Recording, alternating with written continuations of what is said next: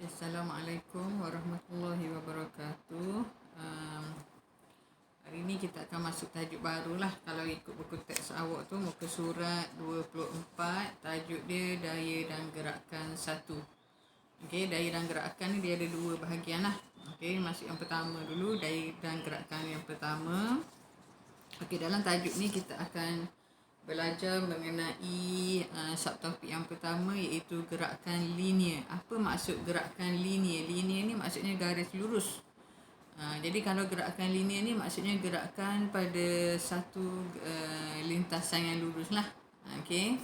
Kalau tengok buku teks awak tu, okey, kita perhatikan dalam buku teks awak muka surat 26. Okey, dia bagi situasi di situ adalah cerita tentang Puan Chong. Okey, Puan Chong nak pergi ke mana ni? Okey, yang pertama tu dia nampak teksi tu sedang berhentilah. Okey, dia nak masuk teksi, dia nak menggunakan perkhidmatan teksi tu. Jadi teksi yang tidak bergerak ni kita panggil teksi yang pegun. Pegun sama maksud dengan tidak bergerak.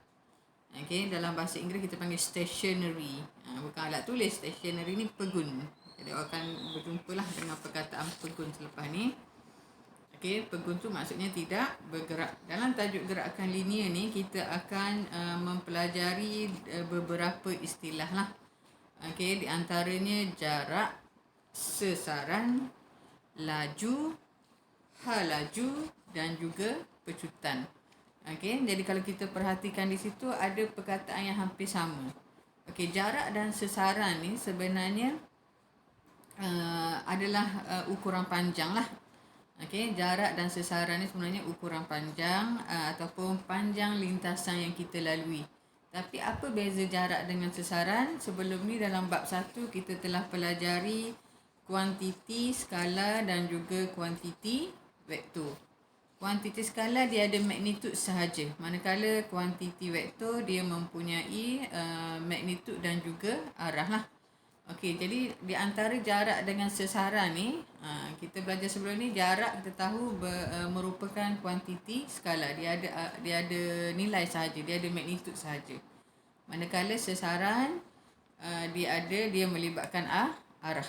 Tapi dua-dua tu menceritakan tentang panjang lintasan yang dilalui lah. Okey. Okey, contoh dia bagi gambar rajah Puan Chong ni. Puan Chong hendak menaiki teksi daripada Bagan Datuh ke Sungkai, Perak. Okey, rajah 2.2 tu menunjukkan peta lah. Peta paparan aplikasi laluan teksi tersebut. Kalau kita perhatikan di sini ada dua bacaan lah yang ditunjukkan. Yang pertama tu gambar kereta tu ditunjuk 83.00 km. Maksudnya pergerakan yang dilalui oleh Puan Chong tadi, jarak yang dilalui adalah 83.00 km. Okey, itu jarak. Di bahagian bawah tu pula kalau awak tengok tu dia ada maps, dia ada kompas tu. Okey, 57.22 km. Jadi apa beza bacaan yang atas dengan bahagian yang bawah tu lah. Okey, 57.22 km tu itu adalah sesaran. Okey, panjang lintasan yang dilalui oleh Puan Chong pada arah timur lah. Okey, kalau ditunjuk kompas tu warna merah tu arah utara lah. Okey, jadi pergerakan dia daripada Bagan Datuh ke Sungkai tu adalah arah timur. Okey, jadi 57.22 ni macam shortcut lah daripada titik pertama ke titik yang terakhir. Okey, yang tu kita panggil sesaran. Sebab sesaran ni adalah panjang lintasan pada arah tertentu. Jadi pergerakan Puan Chong tu daripada Bagan Datuh ke Sungkai, okey, pada arah timur kita sebut sebagai sesaran. Okey, nilai dia 57.22 km arah timur. Okey, itu beza yang pertama lah di antara jarak dan juga sesaran. Okey, kita perhatikan dalam buku awak tu juga dia bagi perbezaan dia di antara jarak dan sesaran ni dalam jadual ni. Kalau kita perhatikan, kita tengok jarak dulu. Apakah maksud jarak? Okey, apakah maksud jarak? Jarak merupakan panjang lintasan yang dilalui oleh pergerakan sesuatu objek. Contohnya teksi tadilah, teksi yang dinaiki oleh Puan Chong. Okey, nilainya bergantung kepada laluan yang diambil oleh pergerakan objek itu. Katakan dia belok, jadi dia ambil je jarak tu, dia tak kira lah belok ke kanan ke kiri, dia tambah semua nilai panjang lintasan tadilah. Okey, jarak merupakan kuantiti skala. Okey, jadi apa beza dengan sesaran yang kita cerita tadi? Okey, sesaran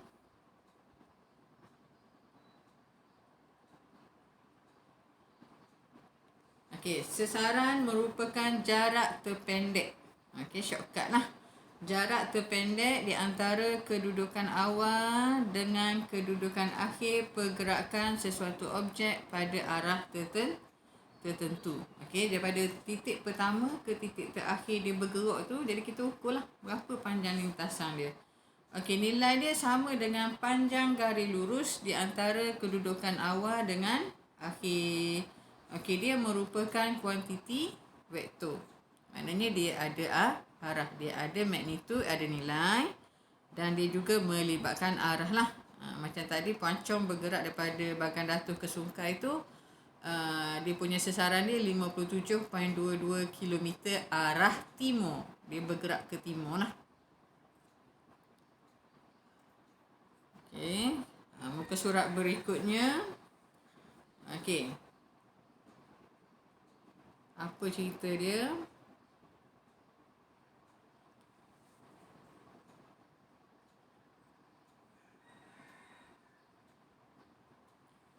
Dia kata apa? Semasa menaiki teksi, Puan Chong mendapati bacaan meter laju teksi dalam keadaan kadang-kadang mala ni maksudnya sama, tak berubah. Kadang-kala berubah-rubah. Okey, walaupun di jalan raya yang lurus. Okey, apakah kesimpulan yang kita boleh buat lah? Okey, bacaan meter pada kereta awak tu lah sekejap 80, sekejap 90, sekejap 100, sekejap 60 sepanjang perjalanan. Okey, meter bacaan laju dia. Okey, bacaan meter laju tu kalau malam maksudnya kita kata kereta tersebut bergerak dengan hal laju yang seragam. Okey, bergerak dengan hal laju yang seragam. Katakan kereta tadi bergerak dengan hal laju 80 km per jam. Okey, daripada saat pertama hinggalah ke saat yang ke-10 contohnya. 80 sama. Okey, itu kita panggil hal laju seragam. Okey, sekiranya bacaan meter ni berubah-ubah, sekejap 80, sekejap 90, sekejap 70. Okey, yang ni kita panggil hal laju yang tidak seragam. Okey, sekiranya berlaku pertambahan hal laju, kita kata kereta itu memecut. Okey, kita panggil kereta tersebut memecutlah sekiranya hal lajunya tidak seragam. Okey, berlakunya pecutan. Okey. Kita lihat gambar rajah dekat bawah ni, ada dua kereta ni. Kereta merah dengan kereta warna biru.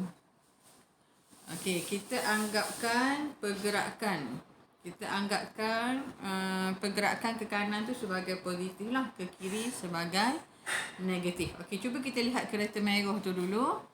Pada T1 sama dengan 0 saat, maksudnya sebelum bergerak je lah. Okey, T1 0 saat, T2 1 saat. Maksudnya pada jangka masa 1 saat tu, kereta itu bergerak sejauh 20 meter. Okey, dalam masa 1 saat kereta merah ni bergerak 20 meter. Kita tengok saat kedua dengan saat pertama. Okey, kalau kita tolak T3 dengan T2 tu masih lagi dapat 1 saat, dan jarak dia juga masih lagi sama, 20 lah. Maksudnya setiap 1 saat pergerakan dia bergerak sejauh 20 meter. 1 saat bergerak 20 meter. Okey, jadi 20 meter dalam masa 1 saat. Maka kita kata kereta ini bergerak dengan hal laju yang seragam lah. Okey, setiap 1 saat dia bergerak sejauh 20 meter. Jadi kereta merah ni bergerak dengan hal laju seragam kerana apa? Kadar perubahan sesaran dia adalah sama. Maknanya setiap 1 saat 20 meter, setiap 1 saat 20 meter. Jadi dia bergerak ke kanan. Jadi ada arah kita panggil sesaran lah. Okay. Kalau tidak melibatkan arah kita panggil jarak.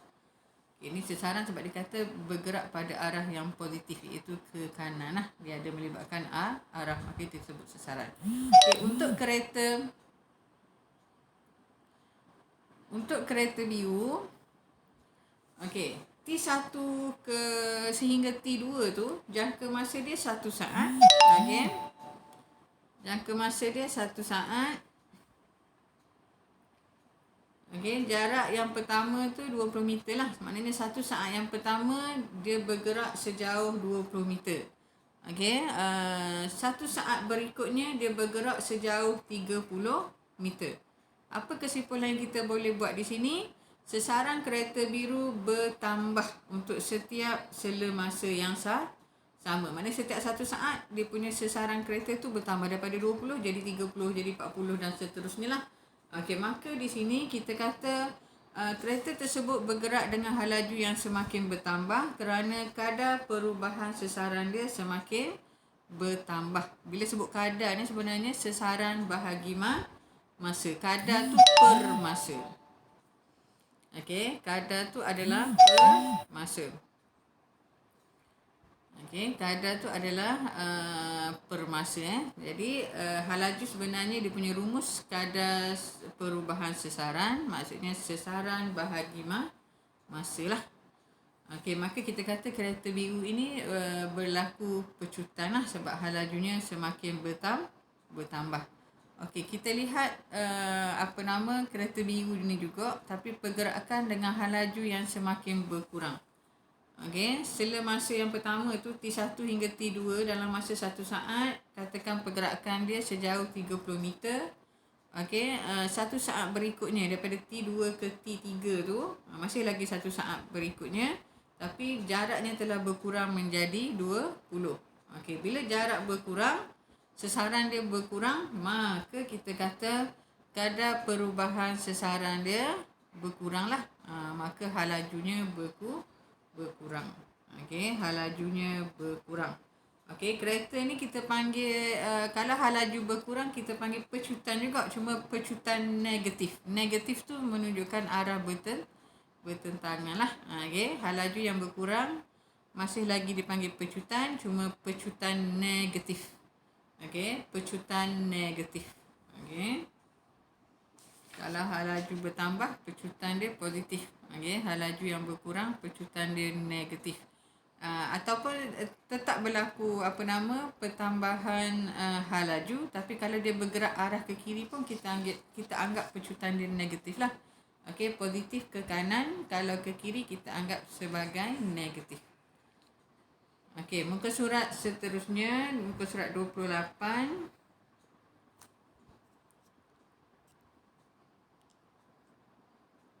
Okey, muka surat 28.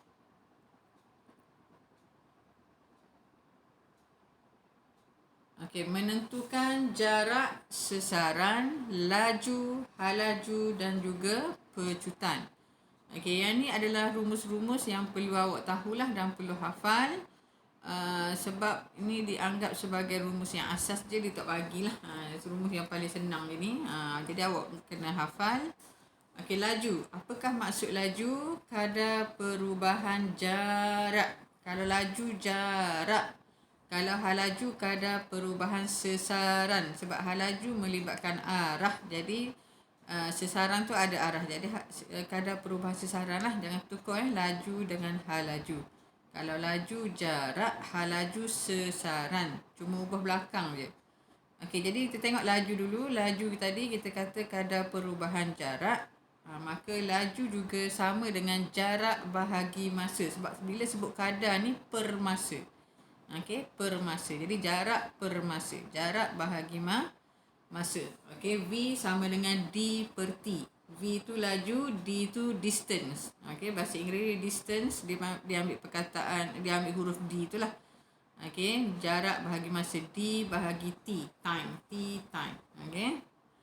Simbol dia ambil daripada, mostly dia ambil daripada perkataan bahasa Inggeris lah, dia ambil huruf yang pertama tu.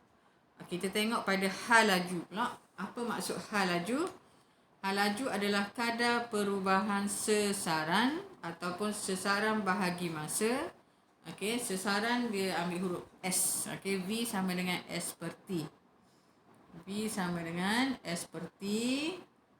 Okey, rumus yang ketiga, pecutan. Apa maksud pecutan? Kadar perubahan hal laju. Okey. Kadar perubahan hal laju, iaitu hal laju akhir tolak hal laju awal bahagi dengan masa. Okey, hal laju akhir tolak hal laju awal bahagi dengan masa. Okey, A sama dengan hal laju akhir simbol dia V. Hal laju awal simbol dia U. Macam baca ABC lah. A, B, C, D, E, F, G tu. Siapa dulu? U dulu ke V dulu? Kita akan jumpa huruf U. Okey, maka U tu yang awal, V tu yang akhir. Itu cara nak ingat lah. Okey, hal laju akhir V, hal laju awal U. Okey, T tu permasa lah. Okey, jadi kita boleh lihat contoh yang diberi ni. Contoh 1.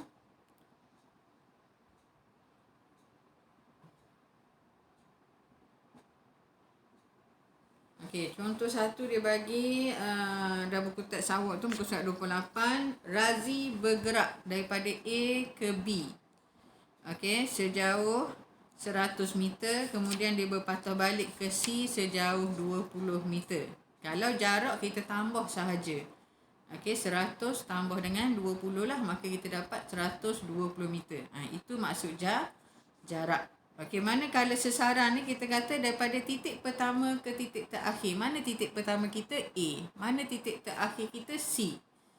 Okey.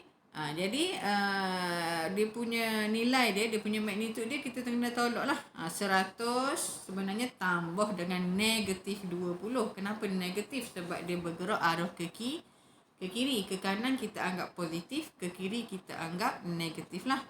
Okey, jadi 100 tambah negatif 20. Maka kita akan dapat 80 meter. Yang kita kira tadi tu 80 meter tu positif. Maka kita kata pergerakan dia adalah dia punya sesaran dia 80 meter arah ke kanan lah. Macam mana kita tahu ke kanan? Sebab bila kita tolak tu kita dapat positif. Positif tu merujuk ke kanan. Okey, yang seterusnya laju. Laju, kita ambil rumus kita tadi, jarak bahagi masa. Jarak kita nak ambil yang mana? Ambil yang A tadilah, 120. Okey, bahagi dengan masa dia 20 saat. Okey, 20 saat tu ada dekat soalan lah. Okey, jadi 120 bahagi 20. Kita akan dapat 6 meter per saat. Okey, untuk mengira hal laju pula, kita ambil jawapan daripada B, sesaran kita. Okey, 80 bahagi dengan 20. Maka kita dapat 4 meter per saat arah ke kanan. Okey, kenapa kena sebut arah ke kanan? Sebab hal laju dia melibatkan arah lah. Okey, contoh 2.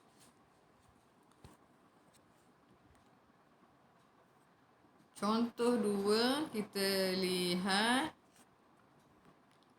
pergerakan yang melibatkan sudut ni.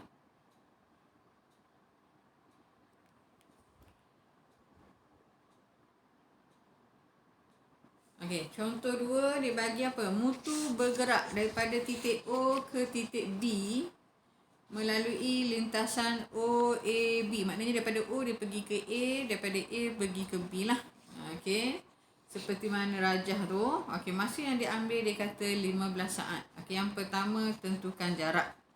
Okey, jarak cikgu kata apa tadi? Tambah sahaja. Semua hak laluan hak dia lalu tu kita tambah lah. Okey. 5 tambah 12, maka kita akan dapat 17.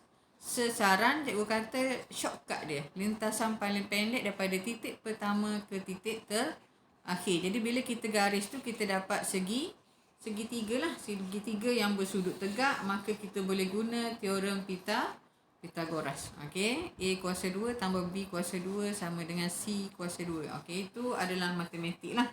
Okey, A kuasa 2 tambah B kuasa 2 sama dengan C kuasa 2. C tu panjang yang hypotenuse tu. Okey, garisan panjang OB tu.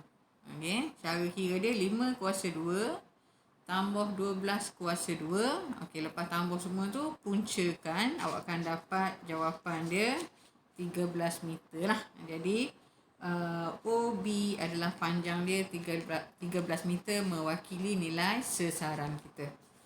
Okey, bagaimana kita nak kira laju? Rumus tadi, laju sama dengan laju sama dengan jarak bahagi masa. 5 tambah 12 tadi dapat 17. 17 bahagi 15 dapat 1.13 meter per saat. Hal laju pula kita ambil sesaran dia yang guna teorem Pythagoras tadi. 13 bahagi 15 kita akan dapat 0.87 pada arah OB. Pada arah OB. Akhir sekali contoh yang ketiga. Sebuah kapal terbang mendarat, hal lajunya berkurang daripada 75 kepada 5 meter per saat. Masa yang diambil untuk perubahan hal laju tersebut adalah 20 saat. Berapakah pecutan? Apakah rumus pecutan kita tadi? A sama dengan V tolak U per T. V tu apa? Hal laju akhir. Berapa hal laju akhir kita? 5. 5 tolak hal laju awal kita 75. Jadi 5 tolak 75, masa dia kata 20. Dia akan dapat negatif. Negatif 3.5 meter per saat. Kenapa negatif? Sebab berlaku pengurangan hal laju. Hal lajunya berkurang. Kalau hal lajunya bertambah, pecutan tu kita akan dapat positif lah. Tapi kalau pecutan negatif ni menunjukkan berlakunya pengurangan hal laju. Maknanya hal laju dia semakin perlahan. Ataupun pecutan negatif ni sekiranya dia memecut, cuma dia bergerak pada arah yang ke kiri, pun kita anggap pecutan negatif lah. Setakat itu dulu untuk jangka masa detik ni, cikgu kena terangkan dengan lebih jelas lah. Yang ni sebenarnya jangka masa detik ni kita akan ada eksperimen lah. Eksperimen gerakkan troli dan juga eksperimen menentukan pecutan graviti. Yang ni eksperimen ni kita akan buat semasa kelas secara bersemuka. Setakat itu dulu. Nanti latihan untuk laju, hal laju, pecutan ni cikgu akan bagi selepas ni lah. Cikgu akan hantar dalam grup awak Telegram ya. Setakat itu saja. Assalamualaikum warahmatullahi wabarakatuh.